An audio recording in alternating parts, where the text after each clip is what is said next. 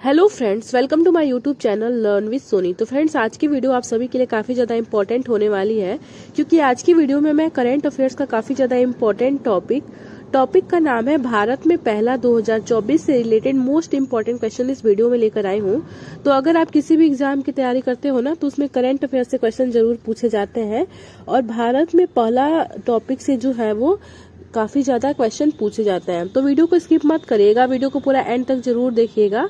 और लास्ट में क्वेश्चन भी पूछा है मैंने आप सभी लोगों से, जिसका आंसर आपको कमेंट बॉक्स में बताना है। तो चलिए स्टार्ट करते हैं वीडियो को। और पहला क्वेश्चन आपकी स्क्रीन पर है।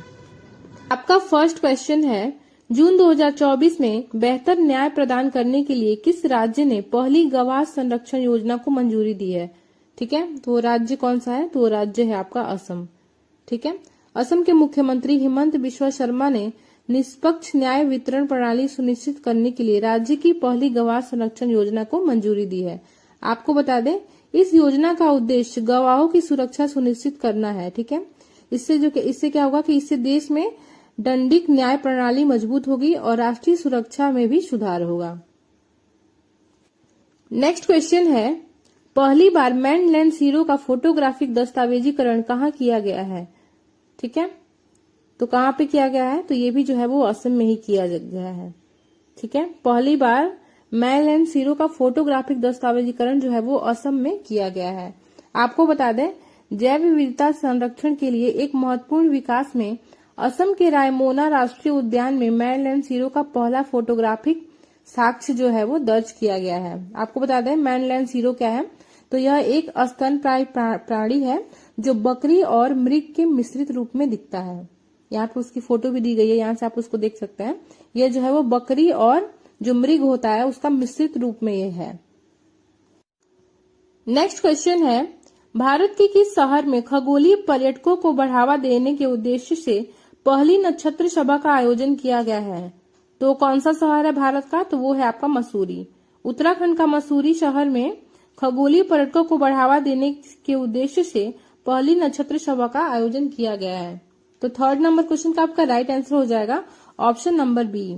डिटेल में अगर मैं आपको बताऊं, तो राज्य के पर्यटन को बढ़ावा देने के लिए उत्तराखंड सरकार ने मसूरी में नक्षत्र सभा के नाम से अपनी तरह का भारत का पहला खगोलीय पर्यटन आयोजित किया है। इसका जो उद्देश्य है वो कई प्रकार की गतिविधियों की पेशकश करना है। आपका अगला क्वेश्चन है, जुलाई 2024 में भारत द्वारा पहली बार 46वें यूनेस्को विश्व धरोहर समिति सत्र की मेजबानी कहाँ की जाएगी? तो ये की जाएगी आपका नई दिल्ली के भारत मंडपम में। ठीक है, नई दिल्ली के भारत मंडपम में जुलाई 2024 में भारत द्वारा पहली बार 46वें यूनेस्को विश्व धरोहर समिति की मेजबानी की जाएगी। डिटेल में मैं आपको अगर बताऊं, तो यह सम्मेलन जो है वो नई दिल्ली के भारत मंडपम में होगा, जिसमें वैश्विक सांस्कृतिक महत्व के मामलों पर चर्चा और निर्णय लेने के लिए दुनिया भर के प्रतिनिधि जो है वो एक साथ आएंगे। तो फोर्थ क्वेश्चन का आपका राइट आंसर हो जाएगा option number C. Next question है, किस देश ने पहली बार नए बैंक के नोटों में होलोग्राफिक तकनीक का इस्तेमाल शुरू किया है? तो वो कौन सा देश है? तो वो देश है आपका जापान। जापान ने पहली बार नए बैंक के नोटों में होलोग्राफिक तकनीक का इस्तेमाल शुरू किया है।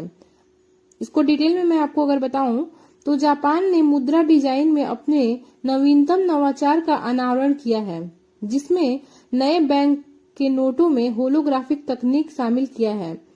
ठीक है, होलोग्राफिक तकनीक क्या है? तो होलोग्राफिक प्रौद्योगिकी 3D जैसी छवियां बनाती हैं जो विभिन्न कोणों से देखने पर जो है वो बदल जाती हैं। ठीक है, जिससे क्या होगा कि बैंक नोटों की सुरक्षा सुविधाओं में जटिलता की एक परत जुड़ जाएगी। नेक्स्ट क्वेश्चन है, जुलाई 2024 में किस कंपनी ने फ्रीडम 125 नामक दुनिया की पहली मोटरसाइकिल पेश की है? तो वो कौन सी कंपनी ने की है? तो वो की है आपकी बजाज ऑटो लिमिटेड ने।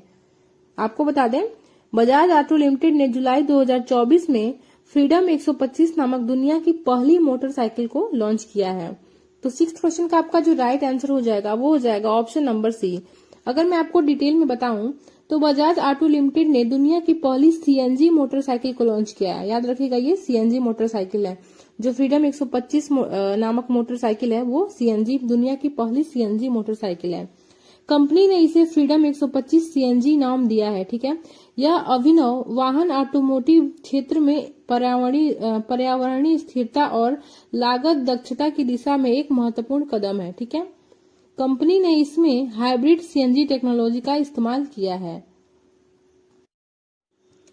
नेक्स्ट क्वेश्चन है, जीव जंतुओं की व्यापक सूची fauna of India checklist portal तैयार करने वाला विश्व का पहला देश कौन सा बना है?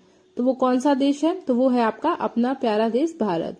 भारत जो है वो जीव जंतुओं की व्यापक सूची fauna of India checklist portal तैयार करने वाला विश्व का पहला देश बन गया है।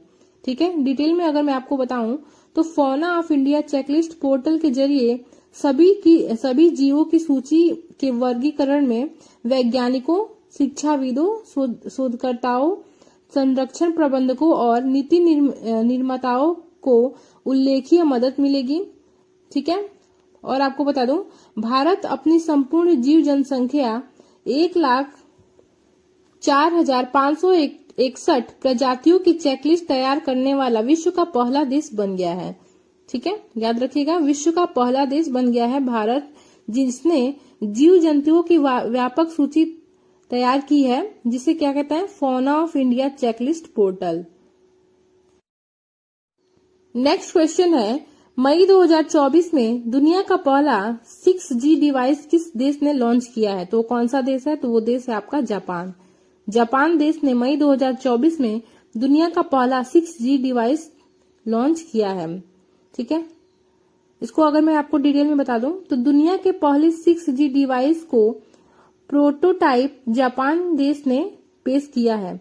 यह 5G की तुलना में 20 गुना तेजी से काम करता है। ठीक है, और यह जो डिवाइस है वो 300 फीट तक के एरिया को कवर करने में सक्षम है। ठीक है, जापान के बारे में अगर मैं बता दूं तो ये एशिया में स्थित है और जापान की राजधानी जो है वो टोक्यो है और जापान की मुद्रा जो है वो येन है और जापान के प्रेजेंट में प्रधानमंत्री जो है वो फूमियो किशिदा है। तो 8वें क्वेश्चन का आपका राइट आंसर हो जाएगा option number B. Next question है, भारत ने पहली बार ब्रह्मोस सुपरसोनिक क्रूज मिसाइल किस देश को निर्यात किया है, यानी कि किस देश को बेचा है? तो वो देश है आपका फिलीपींस।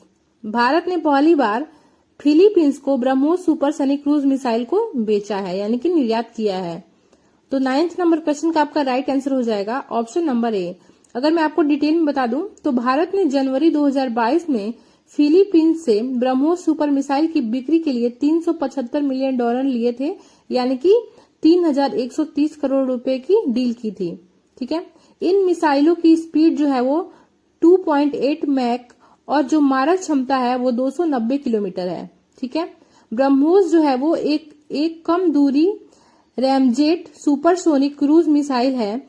इसे पनडुब्बी से भी और पानी के जहाज से भी और जो है विमान से या जमीन से भी छोड़ा जा सकता है। तो काफी ज्यादा इम्पोर्टेंट क्वेश्चन है ये, तो इसको आप ध्यान में रखिएगा। नेक्स्ट क्वेश्चन है, हाइब्रिड तकनीक का इस्तेमाल करने वाला भारत का पहला स्टेडियम कौन सा बना है? तो स्टेडियम कौन सा है जिसने हाइब्रिड तकनीक का इस्तेमाल किया है? तो वो पहला स्टेडियम जो है वो है धर्मशाला स्टेडियम, जो कि हिमाचल प्रदेश में स्थित है। ठीक है, और फ्रेंड्स अगर हम ये बात करें ना कि जो ये हाइब्रिड पिच होता है ये क्या होता है, तो हाइब्रिड पिच बेसिकली क्या होता है कि ये प्लास्टिक के फाइबर के बने होते हैं और इनका इस्तेमाल हम इसलिए करते हैं क्योंकि इसमें जो है वो मरम्मत की आवश्यकता कम होती है। ठीक है, क्योंकि आप सभी को पता है कि जो धर्मशाला स्टेडियम है वो हिमाचल प्रदेश में है, यानी कि पहाड़ी एरिया में स्थित है, इसलिए वहां पे जो है वो मेंटेनेंस की बहुत ज्यादा जरूरत पड़ती है, क्योंकि कभी बहुत ज्यादा बारिश हो जाती है, इसलिए यहाँ पर जो है वो मेंटेनेंस की बहुत ज्यादा जरूरत पड़ती है। तो इसलिए यहाँ पर हाइब्रिड तकनीक का इस्तेमाल किया गया है। तो 10वें क्वेश्चन का आपका जो राइट आंसर हो जाएगा वो हो जाएगा option number C. Next question है जो कि आपके लिए है, बिहार का शोक किसे कहा जाता है? तो किसे कहा जाता है बिहार का शोक? आपके ऑप्शन ए है कोसी नदी, ऑप्शन बी सोन नदी, ऑप्शन सी गंगा नदी और ऑप्शन डी इनमें से कोई नहीं। तो इस क्वेश्चन का आंसर आप हमें कमेंट बॉक्स में जरूर बताइएगा, क्योंकि ये क्वेश्चन आपके लिए ही था। सो फ्रेंड्स, आज के वीडियो में बस इतना ही। अगर आपको वीडियो की क्वालिटी और वीडियो का कंटेंट पसंद आया हो तो वीडियो को लाइक और चैनल को सब्सक्राइब जरूर करें।